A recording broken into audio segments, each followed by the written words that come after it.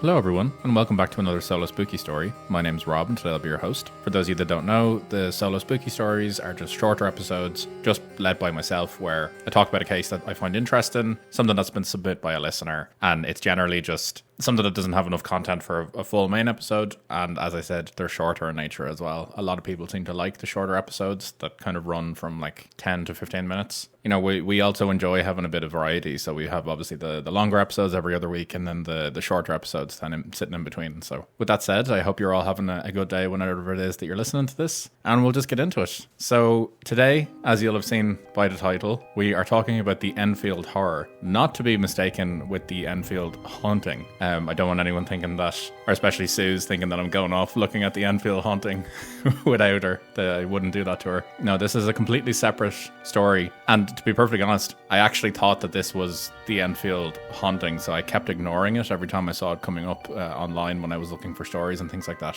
I eventually clicked into it, and lo and behold, this is an entirely different set of events that occurred that I had genuinely no idea about. So, as I said, this is called the Enfield Horror, not the Haunting. And the Enfield Horror is actually a weird occurrence in that it could be some cryptid, it could be an alien, or as some people said, it could be a demon.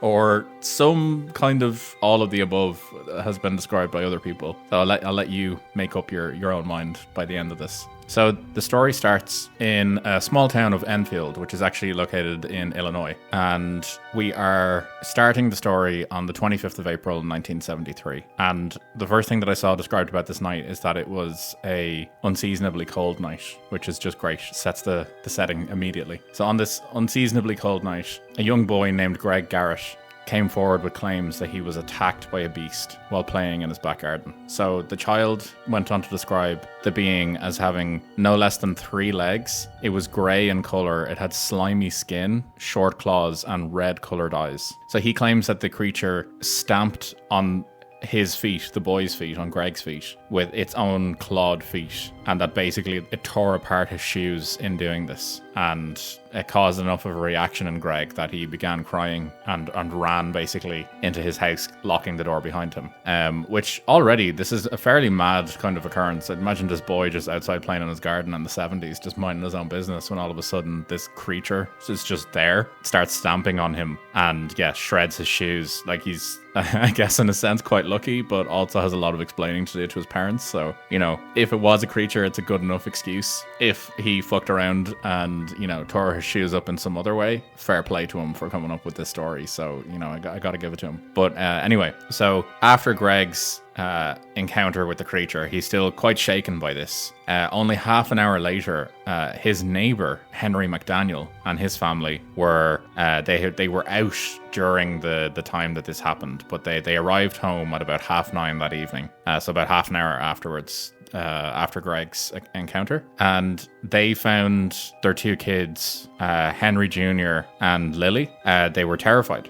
And they claimed that something was trying to break into the house through the door, and that it also tried to get in through the window-mounted air conditioner. So McDaniel's having none of this, and, you know, obviously wanting to confront whatever it was, he, I believe, assumed it was just some sort of stray animal, like a raccoon or something, or maybe a bear.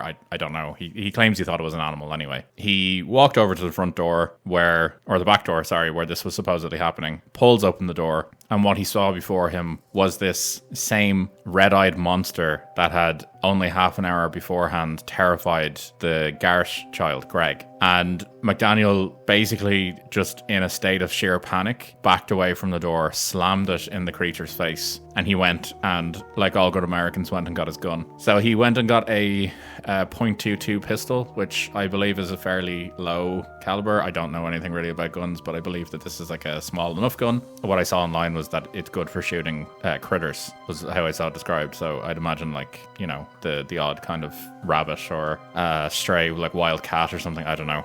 That's what I kind of saw it described as online, though. So that's what we're going with.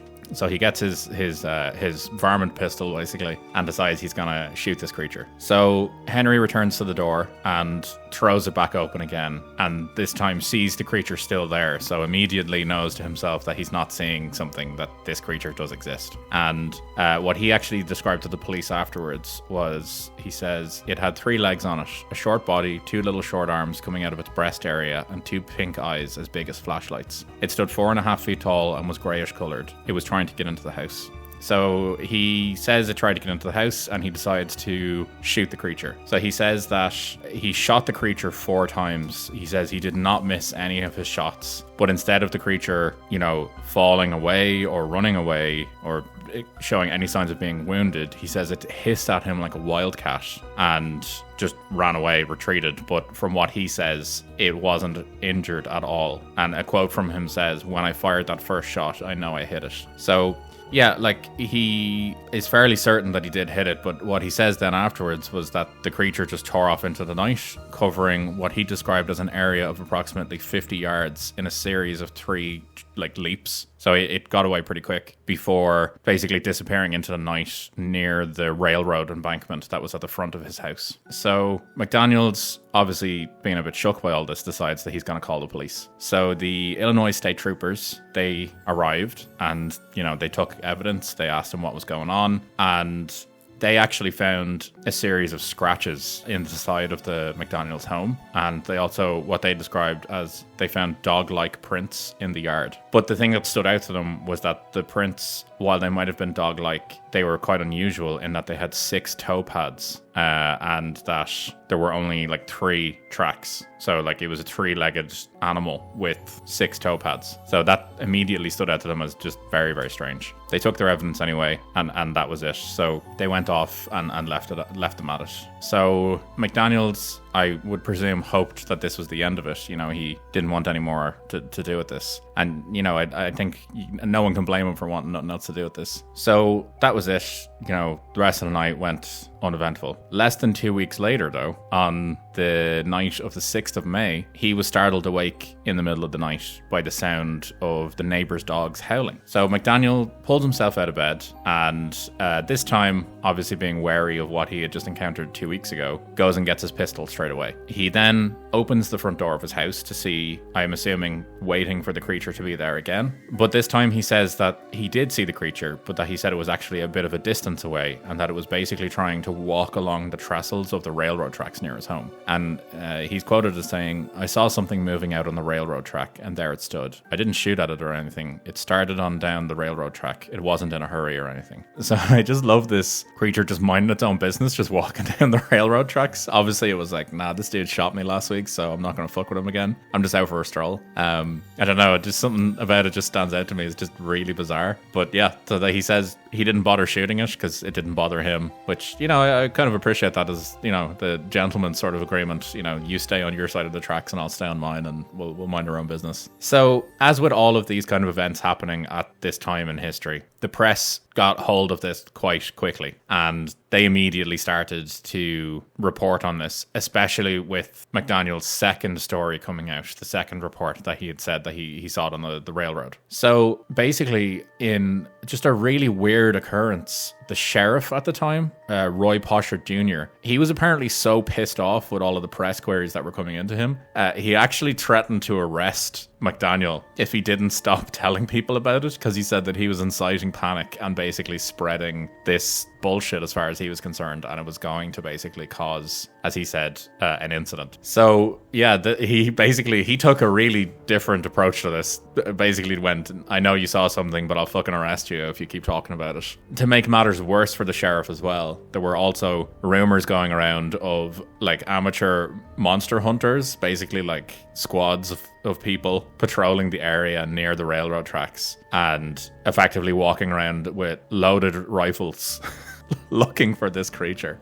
And on one such trip, while they were out walking the railroads, 5 men claimed that they ran into the creature, and they said that, yeah, it was this hairy creature, whereas the others had said it was a slimy creature. They claimed it was hairy. They claimed that they saw the creature hiding in a bush and basically just opened fire on it, just unloaded on it.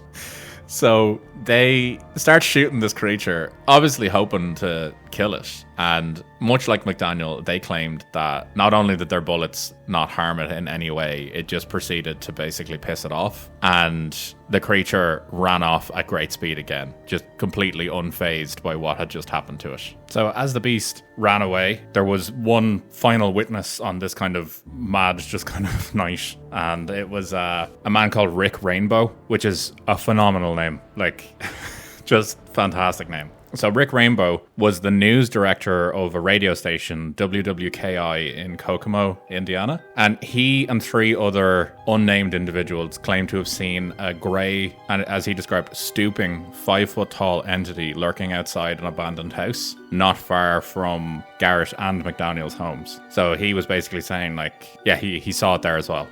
So he didn't have any sort of like close encounter with it, or like it was not in any danger or anything. But what he did do was he managed to have a tape recorder with him and claims that he recorded the monster's scream, which is mad interesting. I think that's really, really cool. But yeah, he says that he managed to get a recording of the monster's scream. So then, after all of this happened, a noted cryptozoologist, Lauren Coleman, arrived to basically investigate the eyewitnesses and to also look at the sound recording and see what he made of it.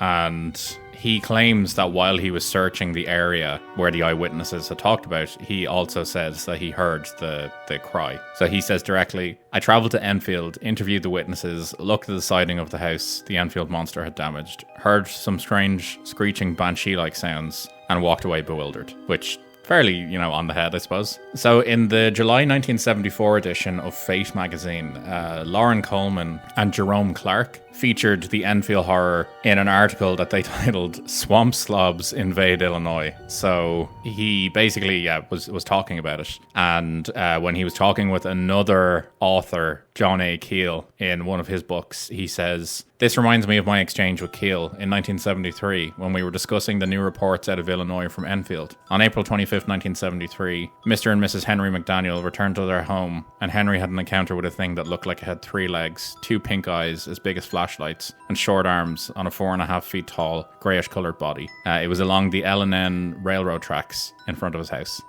So yeah, it's just interesting that, there's multiple eyewitnesses. This cryptozoologist has come in as well. And I think the thing that kind of stood out to me all this time is that there's consistency in the reported kind of features of this creature. Like they're fairly consistent across the board. And I just love how immediately they got the squads together to go out just with loaded rifles and just fire on this thing. Just typical kind of 1970s approach to things. So that kind of ends where it is. So just to kind of conclude it all, there's been some kind of theories as to what this is, and this is kind of what I want to end it on. So some people have said that this creature is an alien, just straight up it's an alien. So they says that a lot of people have said that there were a number of UFO sightings that allegedly happened at the time, and that basically there's a connection between the two, that this must be an alien. And,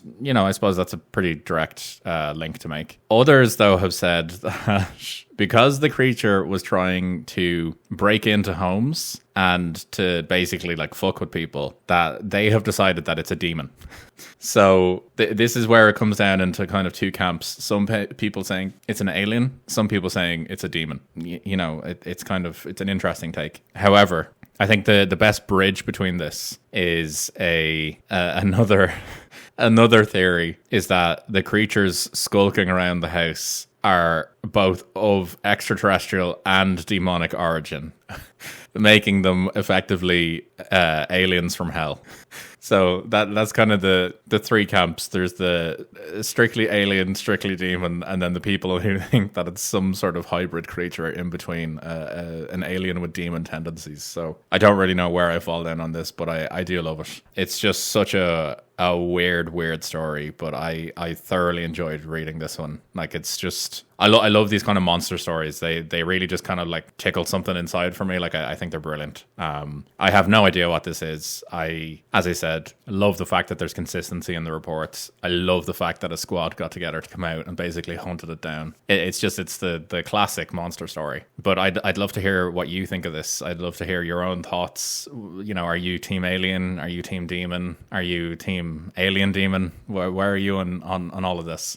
You can reach out to us on Instagram at the SpookAF Pod. You can get us on Gmail at the SpookAF @gmail.com. We also have a YouTube channel now. It's in our description as well. So, you know, this episode will go up on YouTube as well. You can get to us in the comments there. But with that, I hope you've all enjoyed this story. I know I certainly have. And whenever it is you're listening to us, I hope you're having a great day. And I'll catch you in the next one. Take it easy, guys.